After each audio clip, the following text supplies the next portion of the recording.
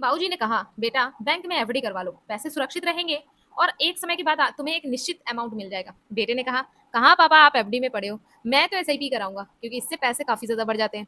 अब दोनों जो ऑप्शन है, चाहे वो एफडी का हो चाहे वो म्यूचुअल फंड का हो, दोनों की सोच सही है, लेकिन किसके लिए क्या सही है इसका जवाब पाने के लिए इस वीडियो को आपको जरूर देखना चाहिए, क्योंकि आज हम बात करेंगे एफडी और लंप सम का एक जबरदस्त मुकाबला जिसमें आपके पैसों का भविष्य तय हो सकता है। नमस्कार दोस्तों, स्वागत है आप सभी का आपके अपने चैनल पे। यदि आपके पास 10,000 रुपए से लेकर 1 लाख तक की सेविंग है, यह अमाउंट ज्यादा भी हो सकती है, मैंने एग्जाम्पल के लिए बोला है कि 10,000 से 1 लाख तक की सेविंग है और आप ये सोच रहे हो कि इसको बैंक में एफडी करा लूं या पोस्ट ऑफिस में एफडी करा लूं कि म्यूचुअल फंड में लमसम में निवेश कर दूं, तो इसमें आपको कंफ्यूजन रहता है। और इस कंफ्यूजन का जो जवाब है आपको इस वीडियो में मिलेगा, क्योंकि आज की वीडियो में हम क्लियर करेंगे एफडी और लमसम के 6 बड़े कंपेयर फैक्टर।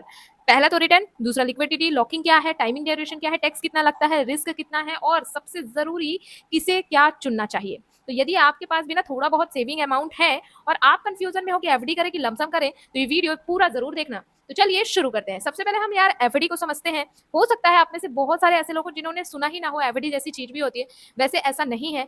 अपने भारत में ना मैक्सिमम ऐसी फैमिली है जिसके सीनियर्स ने एफडी जरूर कराई होगी किसी ना किसी बैंक या पोस्ट ऑफिस में। ठीक है, अब एफडी का मतलब होता है यार फिक्स डिपॉजिट, मतलब एक अमाउंट आप तय समय के लिए एक साथ जमा कर देते हैं, उसके बाद आपको एक फिक्स ब्याज मिलता है और वो रिटर्न मैच्योरिटी पे मिल जाता है। यहाँ पे आपके पैसे पूरे सुरक्षित होते हैं, क्योंकि एफडी स्कीम जो है गवर्नमेंट स्कीम है जहां पर आपके पैसों की सुरक्षा होती है। ठीक है, अब देखो एफडी में आप बैंकिंग के थ्रू यानी किसी भी बैंक के थ्रू आप एफडी करा सकते हैं, चाहे वो सरकारी बैंक हो या प्राइवेट बैंक हो, या फिर आप चाहे तो पोस्ट ऑफिस से भी करा सकते हैं। ठीक, अब एफडी में जो इंटरेस्ट मिलता है वो लगभग 6 से 7% का मिलता है, ऑन एन एवरेज बोल रही हूँ। किसी में 6.7% का मिलता है, किसी बैंक में, किसी में 6.8, किसी में 7% का। हम यहाँ पे मान के चलते हैं कि 7% का आपको एफडी में इंटरेस्ट रेट मिलता है। क्लियर, यहाँ पे एफडी समझ में आई? ओके, अब बात करते हैं लमसम की। लमसम का मतलब ये होता है कि लमसम के जरिए आप किसी म्यूचुअल फंड कंपनी में निवेश कर देते हैं एक साथ। ठीक है, यहाँ पे भी आपको वन टाइम ही इन्वेस्टमेंट करना होता है। आपका भी टाइम ड्यूरेशन आपको चूज करना होता है एफडी की तरह। जैसे एफडी में आप 1 साल, 3 साल, 5 साल, 10 साल के लिए चूज कर सकते हैं, सेम एज इट इज आप लमसम अमाउंट को भी 1 साल, 3 साल, 5 साल, 10 साल, 15 साल के लिए चूज कर सकते हैं। तो हम यहाँ पे 5 सालों का उदाहरण लेके चल रहे हैं कि आपने 1 लाख रुपए की एफडी कराई है 5 सालों के लिए। यहाँ पे हम लमसम में भी निवेश मान के चलते हैं कि 1 लाख रुपए का आपने 5 सालों के लिए कर दिया। ठीक, तो लमसम में भी वन टाइम इन्वेस्टमेंट होता है, लेकिन किसी म्यूचुअल फंड कंपनी में होता है। अब ये म्यूचुअल फंड का जो पैसा है वो शेयर बाजार में लगता है। ठीक है, शेयर बाजार से जुड़े हुए जो फंड्स होते हैं उसमें लगता है। इसमें सबसे बड़ा फैक्टर ये है कि इसमें आपको ज्यादा रिटर्न मिल सकता है, क्योंकि एफडी में आपको एक फिक्स रिटर्न मिलता है 7% के हिसाब से या 6.8% के हिसाब से, एक फिक्स इंटरेस्ट रेट के हिसाब से। बट आपका लमसम में ना रिटर्न ज्यादा हो सकता है, क्योंकि यहाँ पे जोखिम भी ज्यादा होता है, ये मार्केट से जुड़ा रहता है, तो यहाँ पे जोखिम आपको ज्यादा देखने को मिल सकता है। क्लियर, अब दोनों के रिटर्न देखते हैं। दोस्तों रिटर्न की अगर बात करें तो एफडी में जो आपको रिटर्न मिलता है 6 से 7% का फिक्स रिटर्न मिलता है। क्लियर, 6 से 7% का फिक्स्ड रिटर्न। तो यहाँ पे अगर आप जो भी अमाउंट निवेश करते हो आपको पहले ही क्लियर होता है कि आने वाले सालों में जब आपकी एफडी कंप्लीट हो जाएगी तो आपको कितना पैसा मिलेगा। लेकिन वहीं पे बात करें लमसम की, तो देखो ये म्यूचुअल फंड के ऊपर भी डिपेंड करता है। ठीक है, मिनिमम म्यूचुअल फंड का मैं मान के चलूँ तो 10 से 12% का म्यूचुअल फंड आपको रिटर्न दे ही देता है कम समय में। और अगर आप थोड़ा सा लॉन्ग टाइम पे रखते हैं तो मार्केट परफॉर्मेंस के अकॉर्डिंग ये जो रिटर्न है वो 10 से 15-20% भी हो जाते हैं, हमने देखा है लॉन्ग टर्म पे। ठीक है, तो हम यहाँ पे 5 सालों का मान के चलते हैं कि 12% का आपको रिटर्न मिल जाता है। ठीक है, अच्छा, अब देखो इन्फ्लेशन, अब बात करते हैं इन्फ्लेशन की, क्योंकि देखो भाई महंगाई भी तो बढ़ रही है, तो आने वाले 5 सालों में महंगाई बढ़ जाएगी। तो एफडी का जो आपका रिटर्न मिलेगा उसमें ना बहुत कम चांसेस है, या कहा जाए तो उतना ही रिटर्न मिलता है जितना की महंगाई होती है। तो यहाँ पे आपको प्रॉफिट नहीं हुआ है ना, क्योंकि आपको उतना ही मिल रहा है। लेकिन अगर बात करें लमसम की, तो यहाँ पे आपको ना इतना रिटर्न मिल जाता है कि आप इन्फ्लेशन को भी बीट कर सकते हो। क्लियर, अब कंपाउंडिंग की बात करें तो देखो जो एफडी है वो 7% के हिसाब से ही बढ़ेगा, जो कि सालाना ब्याज मिलेगा। लेकिन जो लमसम है ना वो मार्केट के परफॉर्मेंस के अकॉर्डिंग इसका जो ब्याज है वो उतार चढ़ाव भरा हो सकता है। ये ब्याज 10% मिनिमम मैक्सिमम कितना भी मान के चल सकते हो आप। ठीक है, क्योंकि देखो मार्केट की कोई लिमिट नहीं, जैसा मार्केट परफॉर्म करेगा वैसे यहाँ पे रिटर्न हो सकता है। तो लॉन्ग टर्म पे लमसम का रिटर्न है वो एफडी से कहीं ज्यादा हो सकता है। ठीक है, अब रिटर्न को कैसे कैलकुलेट करेंगे, तो देखो रिटर्न के लिए हम 1 लाख रुपए का मान के चलते हैं कि यदि आपने 1 लाख रुपए की एफडी कराई, तो यहाँ पे मैं एफडी कैलकुलेटर ओपन कर लेती हूँ, को कैलकुलेट करते हैं। मान लो कि एफडी हमने क्या कराई, 1 लाख रुपए की कराई। ठीक है, और हमको कितना मिला, 7% का इंटरेस्ट रेट मिल जाता है एफडी पर। तो 7% के हिसाब से मेच्योरिटी पर हमको कितना मिलेगा, 1,41,478 रुपए, क्योंकि 7% के इंटरेस्ट रेट से आपको 41,478 रुपए का ब्याज मिला। ठीक है, तो यहाँ पे आपको बेनिफिट कितना हुआ, लाख पे आपने 41,000 रुपए एक्स्ट्रा कमाया। क्लियर, अब बात करते हैं म्यूचुअल फंड की। तो म्यूचुअल फंड में यदि किसी व्यक्ति ने 1 लाख रुपए निवेश किए, ठीक है, 1 लाख रुपए निवेश किए, हम ये मान के चलते हैं कि जिस भी म्यूचुअल फंड को आपने चुना है उसने मिनिमम 12%, क्योंकि अगर आप 10 साल का रिकॉर्ड देखोगे तो मैक्सिमम म्यूचुअल फंड्स में आपको 12% का रिटर्न देखने को मिल जाएगा। तो 12% का रिटर्न इसने बना के दिया है और अगले 5 सालों के लिए आपने इस पैसे को होल्ड रखा किसी भी म्यूचुअल फंड में लमसम में, तो आपको यहाँ पे जो 12% के हिसाब से ब्याज मिलेगी वो 76,234 रुपए की मिलेगी, जिससे मेच्योरिटी पर आपके फंड की वैल्यू हो जाएगी 1,76,234। अब यहीं पे आप कंपैरिजन करो कि आपने एफडी कराया, आपको 1,41,478 रुपए मिला, यानी यहाँ पे आपने 41,478 रुपए का ब्याज कमाया, और अगर लमसम की बात करें तो वहां पे 76,234 रुपए का एक्स्ट्रा बेनिफिट आपको देखने को मिला। तो सबसे पहला कंपैरिजन तो यहाँ पे रिटर्न में हो गया कि दोनों के रिटर्न में बड़ा ही डिफरेंस होता है। क्लियर। अब बात करते हैं लॉकिंग की। तो देखो यार, लॉकिंग दोनों में है, समझ रहे हो, दोनों में। एफडी भी ये कहता है कि जो भी समय आपने चुना है आप उस समय से पहले एफडी को मत तोड़ो, नहीं तो आपको पेनाल्टी लगेगी। हर बैंक का अलग अलग होता है, पोस्ट ऑफिस का अलग होता है, इसलिए हम यहाँ पे नहीं बताते। बट अगर लमसम में आपने निवेश किया है तो भी लमसम अमाउंट भी ये कहता है कि कम से कम 1 साल तक तो आप पैसे को रखो, है ना। यानी जो भी म्यूचुअल फंड कंपनीज हैं उनमें आप पैसा निवेश कर रहे हो, वो भी ये कह रही है कि 1 साल तक आप यहाँ पे रखो। आप अगर 1 साल के पहले पैसे को विड्रॉल करते हो तो आपको 1% का पेनाल्टी फीस लगेगी, ठीक है। तो यहाँ पे आपको ये चीज देखने को मिल जाएगा। रही बात लिक्विडिटी की, तो लिक्विडिटी देखो यार, दोनों ये आप जब चाहे तब पैसे निकाल सकते हैं, बस हाँ आपको ये मानना पड़ेगा कि आपको एक पेनाल्टी फीस देनी पड़ सकती है। टाइम ड्यूरेशन की, तो देखो यार 6 महीने से 3 साल तक के लिए लोग एफडी कराते हैं, कोई कोई 5 साल, कोई 7 साल, कोई 10 साल तक के लिए एफडी कराता है।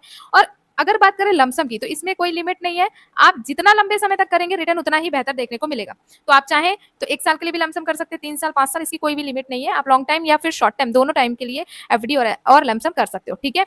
लॉन्ग टाइम में लमसम बेहतर रिटर्न देता है, वो कैसे देगा वो मैं आगे आपको समझा भी दूंगी। देखिए, अगर आपने 5 साल से ज्यादा समय के लिए किया, अगर इस पैसे को होल्ड रखा, सपोज आपने 10 सालों तक के लिए इस पैसे को होल्ड कर रखा, तो आपको यहाँ पे देखो 10 सालों में 1 लाख पर 2,10,585 रुपए का ब्याज मिल सकता है 12% के ही मिनिमम रिटर्न रेट से, और आपके फंड की वैल्यू 10 साल में 3,10,585 रुपए हो सकती है। यहीं पे यदि आपने इसे आने 20 साल के लिए रखा, तो आप देखोगे कि सिर्फ 1 लाख रुपए जो आपने लमसम कर रखे हैं उस पर 8,64,629 रुपए का ब्याज बना, जिससे फंड की वैल्यू 9,64,629 रुपए हो चुकी है।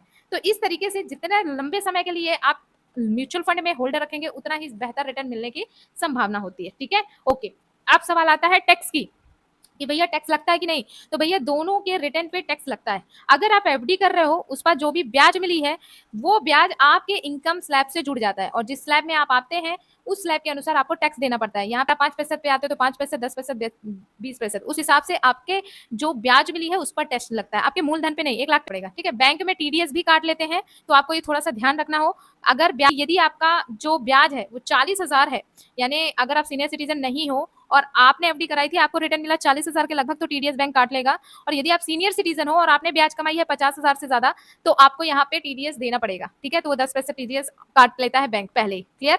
ओके, अब बात करते हैं वहीं पे लमसम की।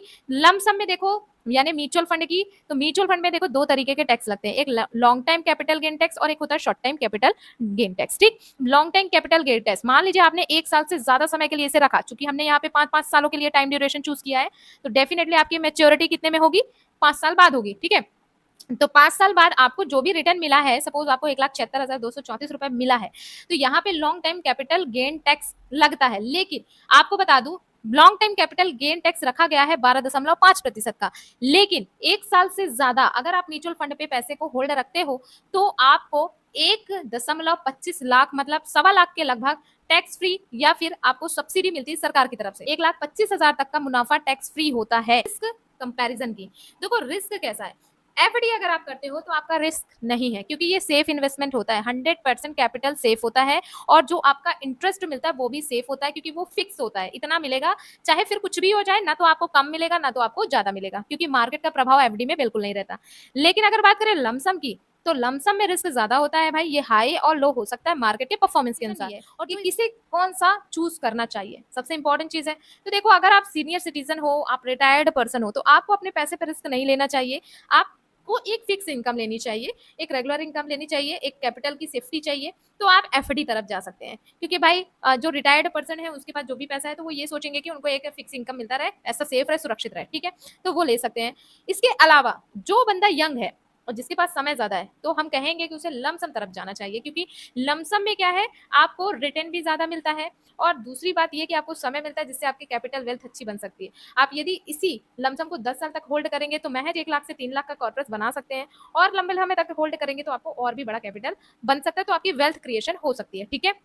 यदि किसी का गोल शॉर्ट टाइम है, देखो सबसे पहले गोल डिसाइड भी करना इंपॉर्टेंट है। तो यदि आपका 5 साल बाद कुछ ऐसा काम है या ऐसा गोल है, तो आप एफडी कर सकते हो कि भाई मैच्योरिटी पे जो भी पैसा मिलेगा, उस पैसे का यूज़ हम इसमें कर लेंगे। लेकिन अगर आपका लॉन्ग टाइम गोल है, 5 साल के बाद आपको कुछ और भी करना है, तो आप फिर वहाँ पे लमसम की तरफ जा सकते हो, ठीक है? बात करते हैं रिस्क जिसके लेने की क्षमता है, तो वो भाई लमसम तरफ जा सकता है और जिसके रिस्क लेने की क्षमता बिल्कुल भी नहीं है, तो भाई वो एफडी तरफ जा सकता है, ठीक है? तो यदि आप अपने पैसे को एकदम सेफ चाहते हो 100% और आप एक फिक्स इंटरेस्ट रेट के हिसाब से मैच्योरिटी फिक्स चाहते हो, तो भाई एफडी चुन सकते हो, कोई दिक्कत नहीं है। लेकिन अगर आप चाहते हो कि अच्छा वेल्थ बने, तो फिर आप लमसम तरफ जा सकते हो, ठीक है? तो दोस्तों ये टोटली आपके ऊपर डिपेंड करता है कि आपको कौन सा चुनना चाहिए। मैंने सारे फैक्टर आपको बता दिए। अगर फिर भी कोई भी पॉइंट रह गया तो आप मुझे कमेंट में जरूर बताना। ये वीडियो सिर्फ एजुकेशनल पर्पज से बनाई गई है, तो किसी भी ऑप्शन पे निवेश करने से पहले आप खुद की रिसर्च करें, हो सके तो फाइनेंशियल एडवाइजर से सलाह जरूर ले लें। हम मिलते हैं आपको अगली वीडियो में एक नई जानकारी के साथ। तब तक के लिए नमस्कार दोस्तों।